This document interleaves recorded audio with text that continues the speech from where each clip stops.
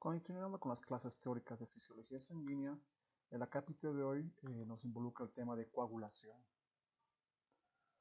La coagulación tiene como objetivo principal evitar la pérdida sanguínea. Esto se ve en etapas iniciales con la ruptura de vasos sanguíneos, una herida, por ejemplo, un golpe, por ejemplo. Hay vasos sanguíneos de gran calibre, de mediano y pequeño calibre, inclusive capilares, que estos, al tener un trauma, un golpe físico, por ejemplo, o un trauma quirúrgico, una cirugía, para tener la ruptura y el sistema de coagulación evita que haya una pérdida sanguínea, ya sea en pequeños vasos o en vasos también medianos, entre comillas. Entonces, este efecto que tiene de evitar la pérdida sanguínea, tiene diferentes mecanismos involucrados moleculares, celulares y también locales respecto a vasos sanguíneos, respecto a las células endoteliales y respecto a las plaquetas, que son las células encargadas o las células estrellas dentro del sistema de coagulación sanguínea. La cascada de la coagulación, de desencadenamiento de eventos moleculares y celulares, involucra aspectos importantes. Muchos estos podemos determinar en tres pasos: el espasmo vascular como etapa inicial, el tapón de plaquetas y por último la formación del coágulo estable. Existen diversas formas de ver este mecanismo, por ejemplo, las vías de coagulación, la clásica, la vía intrínseca, la vía extrínseca y la común entre ambas. Y también existen otra forma de ver, entre comillas, algo moderno respecto a la coagulación, que sería las fases de iniciación, de propagación y de también resolución del coágulo. El daño vascular va a ser uno de los principales desencadenantes de este sistema de coagulación, de evitar la pérdida sanguínea por sangrado, entre comillas. Este aspecto de daño celular, daño vascular que va a ocurrir en los vasos sanguíneos, va a desencadenar tres eventos. 1. Un fenómeno de vasoconstricción. 2. Un fenómeno de inicio de coagulación. Y 3. Un fenómeno a nivel plaquetario. Los tres van a la vez, los tres son paralelos, no siendo uno más importante que el otro, sino teniendo uno su imbricación con el otro. Es una cascada, es algo que está yendo uno con otro. El fallo en uno de ellos puede derivar en una alteración de la coagulación, pero el conjunto en sí, los tres siempre se van a producir en condiciones fisiológicas normales. ¿Ok? Lo que ocurre con el daño vascular es que hay una vasoconstricción local. Lo que eso origina es una disminución del flujo sanguíneo. Al haber una disminución del flujo sanguíneo, se empieza a ver la agregación plaquetaria. Por el otro lado, cuando existe el daño vascular, empieza lo que sería la cascada de la coagulación con los diferentes factores hasta llegar a la trombina y esta a la fibrina para que se forme el coágulo estable, el tapón hemostático estable. Por parte de las plaquetas, lo que hace es liberar serotonina, y la serotonina también va a colaborar con la vasoconstricción local. También se van a liberar muchos fosfolípidos, exposición de fosfolípidos plaquetarios, etc. Y va a colaborar con la coagulación. Además, las plaquetas por sí van a liberar tromboxano A-DES y adenosin difosfato, lo cual va a ayudar a la agregación plaquetaria en conjunto con el flujo sanguíneo. Por lo tanto, la agregación plaquetaria es un mecanismo inherente a las plaquetas, así como la vasoconstricción. Esto va a generar en primera instancia un tapón hemostático primario, que es decir, llegada de células a través de los vasos sanguíneos. Esos van a aglutinarse unas con otras, van a unirse unas con otras por diferentes mecanismos, y eso va a causar inicialmente un estancamiento de células, un tapón, el tapón hemostático primario. Pero ese tapón hemostático, conjuntamente las plaquetas que van a interactuar y proteínas que van a llegar, la fibrina, por ejemplo, va a formar el tapón hemostático estable. Este tapón hemostático estable es en sí el coágulo que va a mantener la sangre en este caso en el lecho vascular, evitando la pérdida sanguínea. Este aspecto es importante porque ese tapón, ese coágulo estable, no puede quedarse entre comillas eternamente. El mismo luego sufre un proceso de fibrinólisis, la fibrina se degrada y el tapón puede ser en este caso degradado, probablemente cuando ha habido la reparación celular respectiva para que continúe el flujo sanguíneo normal. Por lo tanto, los mecanismos de vasoespasmo involucran al músculo liso de las paredes vasculares. Recordemos que todo lo que involucra, entre comillas, el sistema cardiovascular, excepto corazón, es músculo liso. Por lo tanto, estas se van a contraer, va a haber una contracción muscular. La capa muscular va a cortar el flujo sanguíneo, va a detener que la sangre vaya a más velocidad, va a ser menor entre comillas. La capa longitudinal va a aislar del tejido circundante, que se va a contraer prácticamente, se va a achicar un poco entre comillas la longitud que tiene este vaso sanguíneo. Luego se debe esto a endotelinas sobre todo, que van a estar presentes, y esto puede durar entre comillas al inicio 30 minutos, depende del tipo de vaso sanguíneo, y puede permanecer en esa vasoconstricción bastante tiempo u horas. Un ejemplo, digamos, artificial de esto vendría a ser lo que ocurre en cirugía, en la hemostasia. Cuando están los cirujanos haciendo su labor quirúrgica, ven que hay un vaso sanguíneo sangrante, pequeño o mediano, depende del que se visualice, entre comillas. Hay dos formas de colaborar esto. Una compresa presionando, lo cual es como un espasmo, entre comillas, y también colabora el espasmo y estimula, o con una pinza presionando en el lado sangrante, entre comillas, del vaso sanguíneo. Estos son fenómenos de contracción.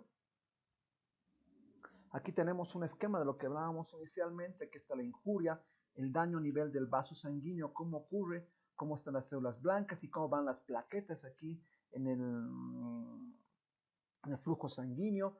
Por lo tanto, va a ocurrir un fenómeno, lo que decíamos de la vasoconstricción, un espasmo vascular, acortándose, la distancia entre estos se amplifica, por lo tanto la carpa longitudinal va a hacer que se acorte, la carpa circular interna va a hacer que disminuya su diámetro, y lo que va a hacer también, que al ocurrir esto va a hacer que las células estén en más contacto con las paredes, las células estén en contacto entre ellas más estrechamente, lo cual va a facilitar la formación del coágulo primario.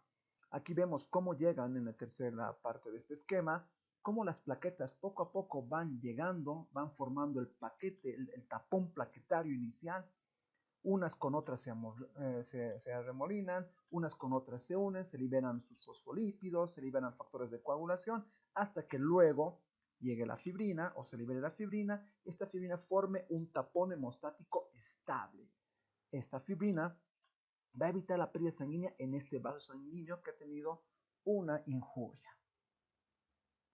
Así el tapón de plaquetas se forma obviamente por exposición al tejido conectivo, que es uno de los principales desencadenantes. El colágeno va a ocurrir con ese aspecto.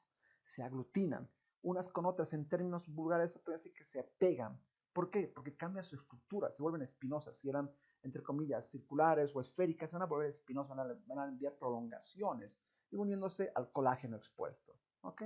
Eso también es asistido por varios factores de coagulación que veremos posteriormente, como el factor de von Willebrand, que va a ayudar a estabilizar el tapón de plaquetas. Y le liberan sustancias como la adenosindifosfato, que va a dar una adherencia mayor a las plaquetas, se van a unir mejor con estas, entre comillas. La serotonina, que va a colaborar con la vasoconstricción, y también se liberan prostaglandinas y fosfolípidos que van a mantener esa vasoconstricción local.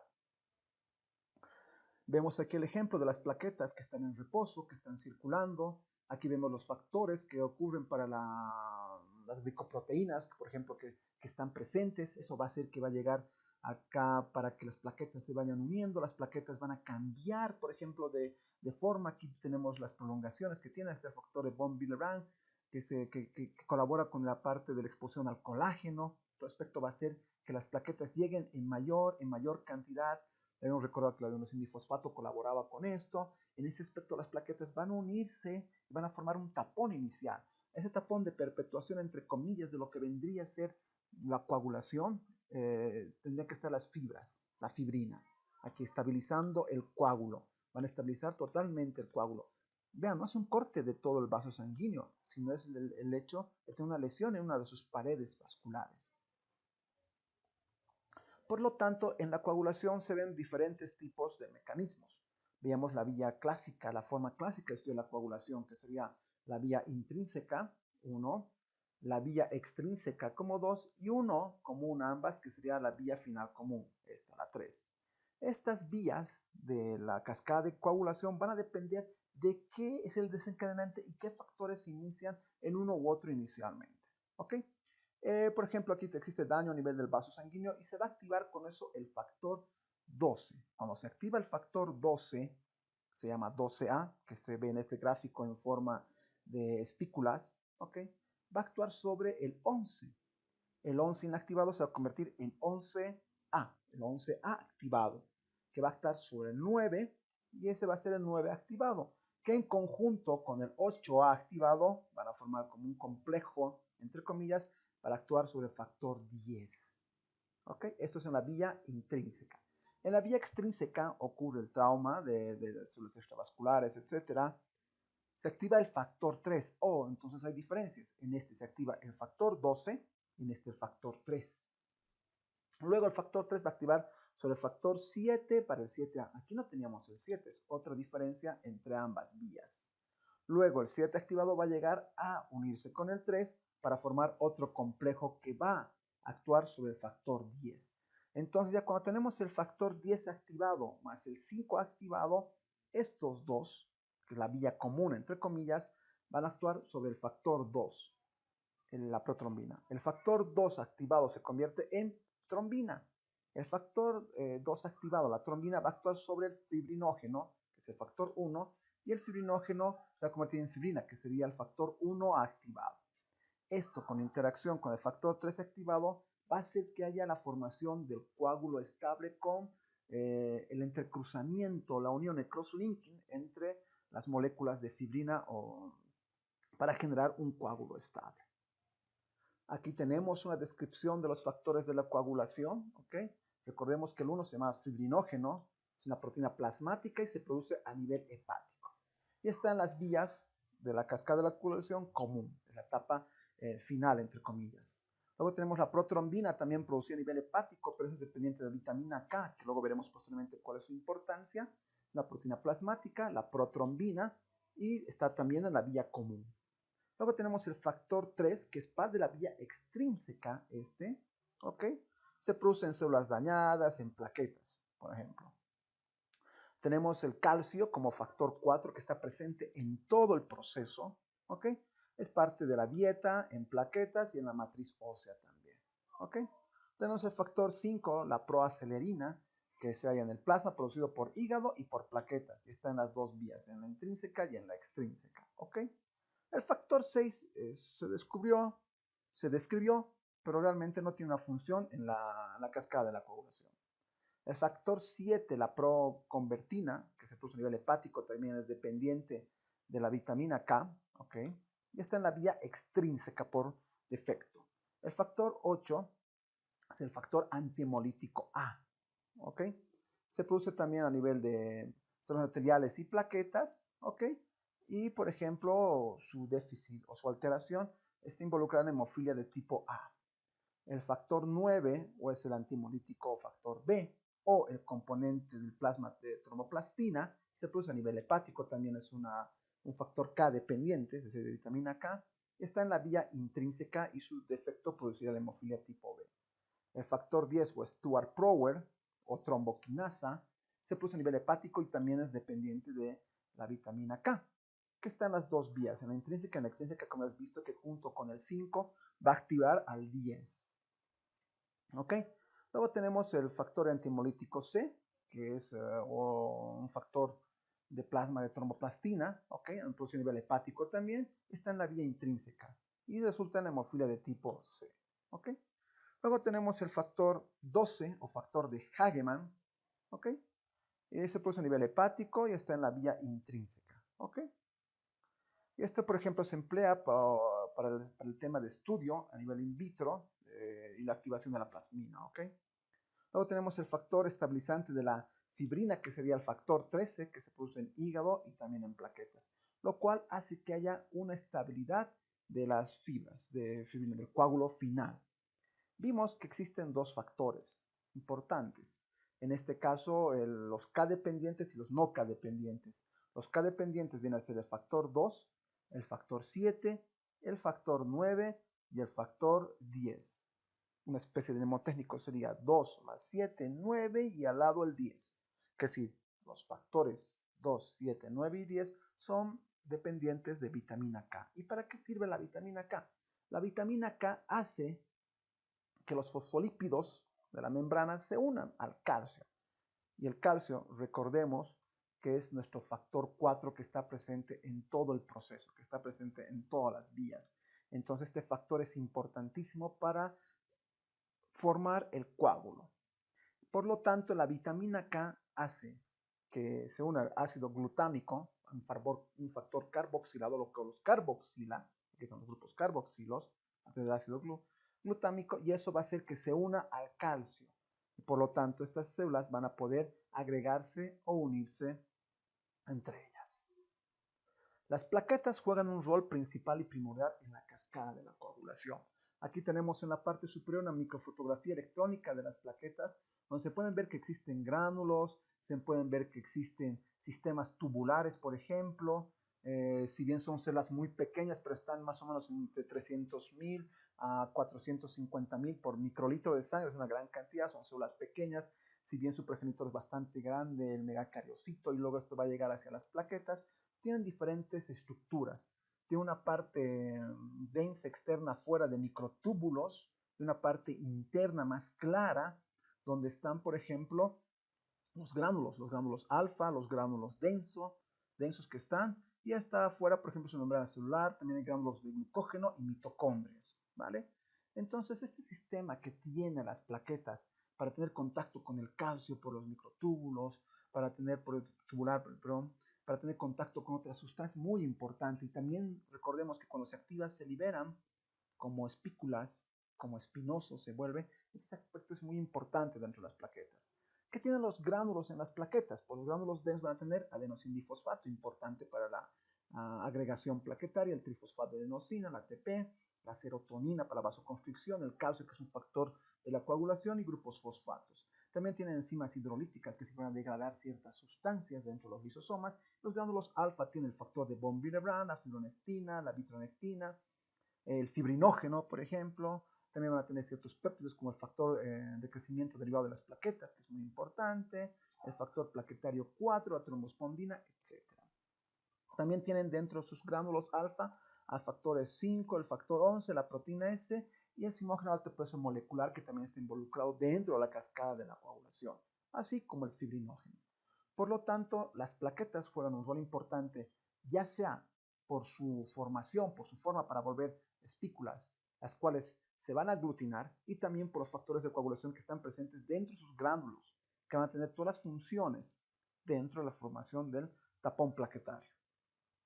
Pero no solo actúan las plaquetas, también tenemos otras células, por ejemplo las células endoteliales que van a tener ciertos factores con ciertas funciones dentro de la cascada de la coagulación o dentro del proceso de coagulación.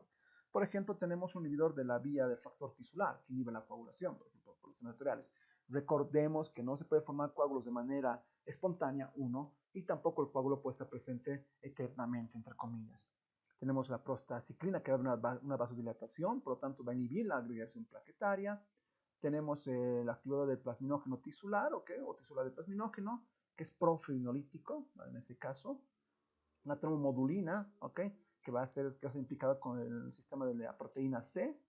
Los peptidoglucanos, como el paransulfato, va a ser uniones de tipo antitrombina. El factor de von Willebrand va a estar dentro de la adhesión plaqueta colágeno. Hay otras citocinas con factores tisulares que van a ser procoagulantes, moléculas de adhesión que van a llegar a las células como la CELAN y CAM, que van a hacer que se adhieran las moléculas, en este caso los leucocitos o los neutrófilos van a unirse a estos vasos sanguíneos.